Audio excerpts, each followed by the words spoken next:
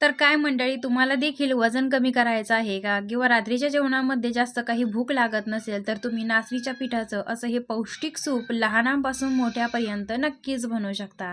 त्यासाठी मी इथं कढईमध्ये बारीक चिरलेला कांदा, लसूण, जिरे आणि त्यानंतर हिरवी मिरची अशी कढईमध्ये परतून घेतलेलं आहे. इथं मी तेल, तूप काहीही घेतलेलं नाहीये.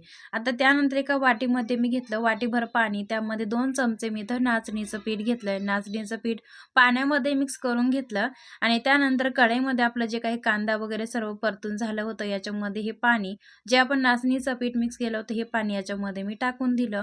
अजून थोडंसं पाणी टाकलं, चवीनुसार मीठ टाकून दिलं आणि 10 ते 15 मिनिटं बारीक गॅसवरती हे शिजवून घेतलं. तर आपलं बघू शकता हे नाचणीच्या पिठाचं वेट लॉस करण्यासाठी, वजन कमी करण्यासाठी किंवा भूक लागत नसेल तर असं हे पचन होणारं असं हे नाचणीच्या पिठाचं पौष्टिक असं सूप तयार आहे.